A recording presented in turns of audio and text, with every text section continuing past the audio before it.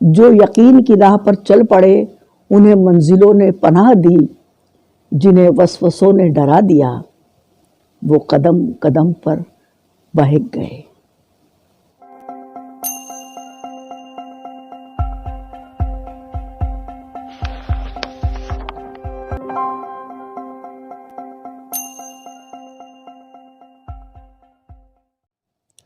السلام علیکم، میں شریف النساء قاضی آج پھر آپ سے مخاطب ہوں۔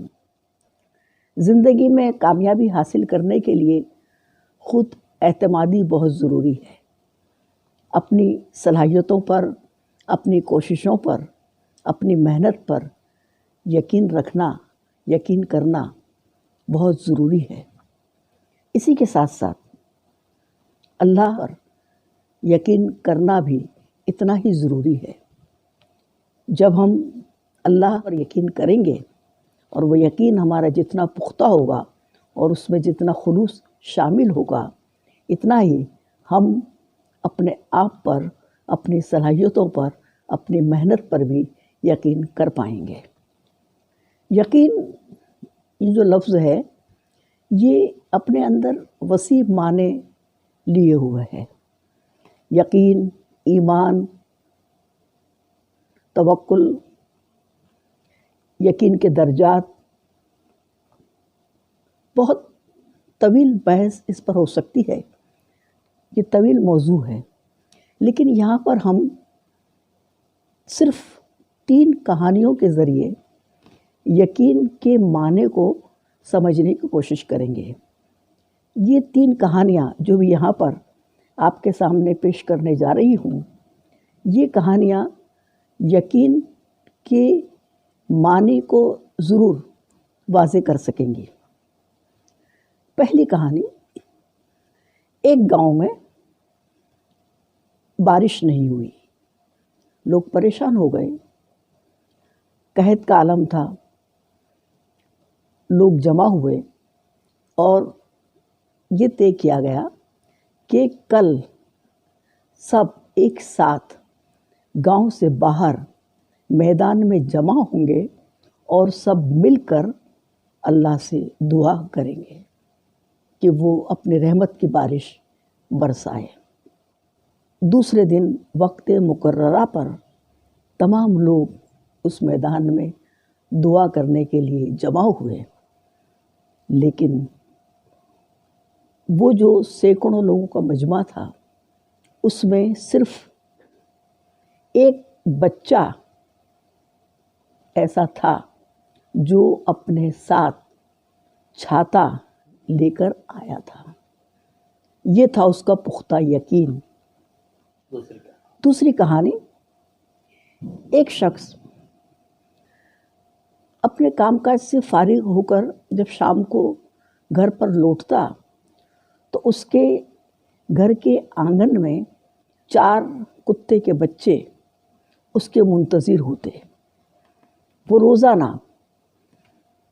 گھر پر آنے کے بعد کتے کے ان بچوں کو بسکٹ کھلاتا تھا۔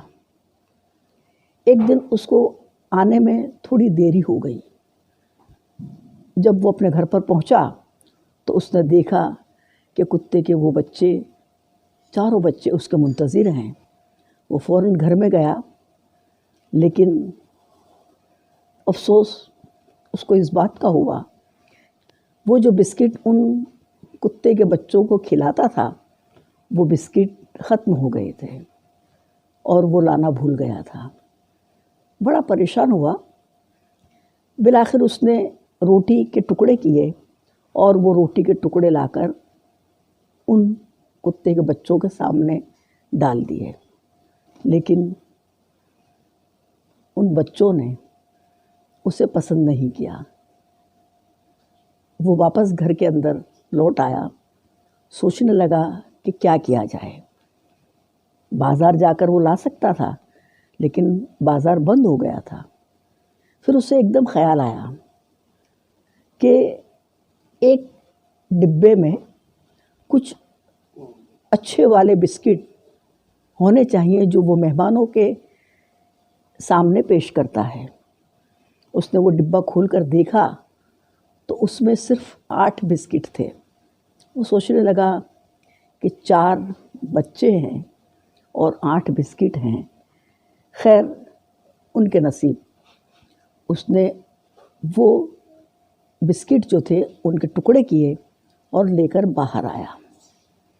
جب باہر آ کر دیکھتا ہے تو اسے تعجب ہوتا ہے کہ کتے کے 3 بچے انتظار کرتے ہوئے وہاں سے جا چکے تھے، لیکن صرف کتے کا ایک بچہ اب بھی وہاں پر بیٹھا ہوا انتظار کر رہا تھا۔ اس نے اس بچے کے آگے وہ بسکٹ کے ٹکڑے ڈال دیے۔ یہ اس کتے کے بچے کا پختہ یقین تھا، اس لیے وہ انتظار کرتا رہا۔ تیسری کہانی، اصل میں یہ کہانی نہیں ہے، ایک سچا واقعہ ہے۔ تہران شہر میں ایک کم عمر لڑکا جو کسی ایک دینی مدرسے میں تعلیم حاصل کرتا تھا، لیکن غریب تھا، نادار تھا، مفلس تھا، کھانے پینے کی اس کو تکلیف تھی۔ اس لیے جب اسے بھوک لگتی تو وہ وہاں پر جو کوڑا ہوتا اس کو چھانتا اور اس میں سے کچھ روٹی کے ٹکڑے اسے مل جاتے اور اسے وہ لے کر کھا لیتا تھا۔ ایک دن اسے خیال آیا، اس نے سوچا کہ قرآن میں نے پڑھا ہے کہ اللہ تعالیٰ نے جاندار کو رزق پہنچانے کا ذمہ اپنے اوپر لیا ہے اور اللہ کبھی وعدہ خلافی نہیں کرتا۔ یہ سوچ کر اس نے ایک حل تلاش کیا، ایک کاغذ لیا اور اللہ کے نام اس نے ایک خط لکھنا شروع کیا۔ اس لڑکے کا نام تھا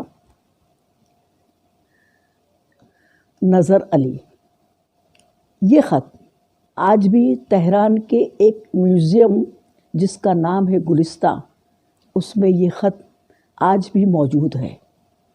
اس لڑکے نے خط میں لکھا، پہلے اس نے بسم اللہ لکھی اور پھر خط لکھنا شروع کیا۔ بخدمت جناب خدا، السلام علیکم، میں آپ کا بندہ ہوں۔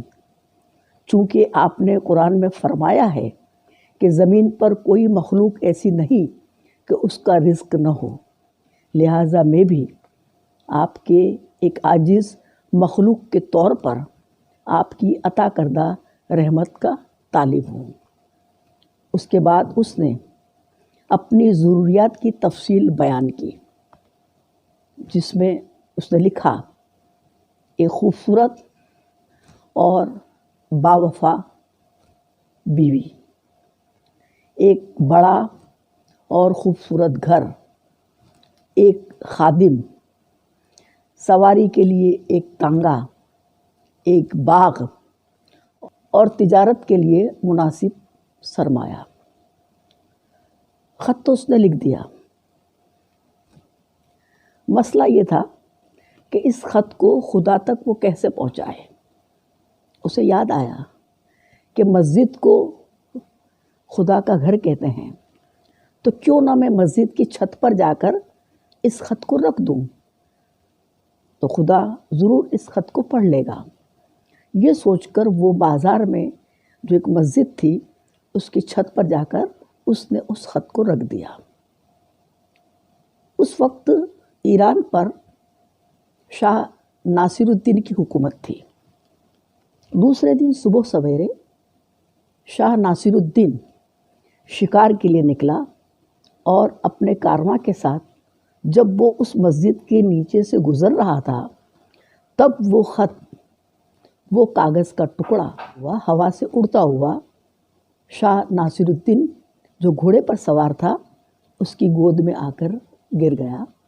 شاہ ناصر الدین نے اس خط کو پڑھا اور شکار گاہ جانے کے بجائے وہ اپنے محل میں لوٹ کر آ گیا۔ نظر علی کو تلاش کیا گیا۔ جب نظر علی شاہ کے سامنے پیش ہوا تو شاہ ناصرالدین نے فرمایا کہ تم نے خدا کو جو خط لکھا ہے اور جو چیزیں طلب کی ہیں وہ مجھے بھجوائی گئی ہیں، اور وہ تمام چیزیں آپ کو پہنچا دی جائیں گی جو آپ نے طلب کی ہیں۔ یہ ہے وہ پختہ یقین اور وہ خلوص۔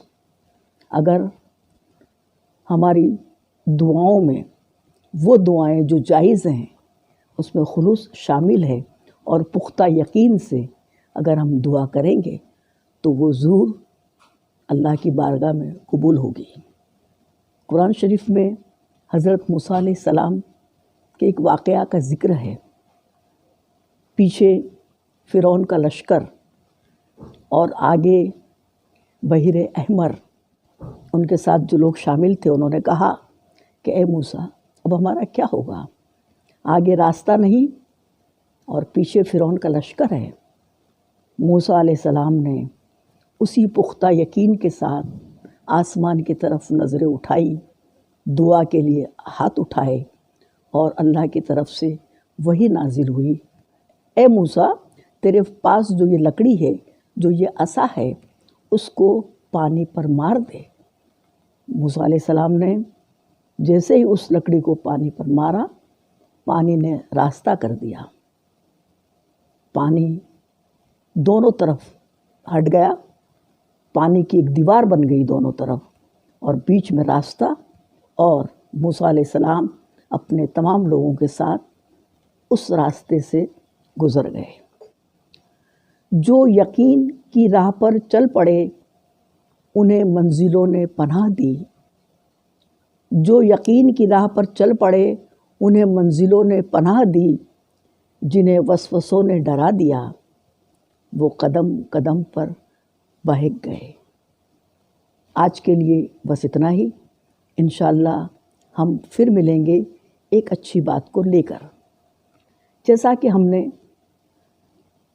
پچھلے کچھ دنوں پہلے امتحانوں کے دنوں میں ایگزام ٹائم پر بات کی تھی، اب امتحان کے نتیجے آنا شروع ہو گئے ہیں، آنے والے ہیں، اسکولوں کے، بورڈ ایگزام کے، یونیورسٹی ایگزام کے۔ انشاءاللہ ہم ضرور رزلٹ ٹائم پر بھی بات کریں گے۔ اللہ حافظ۔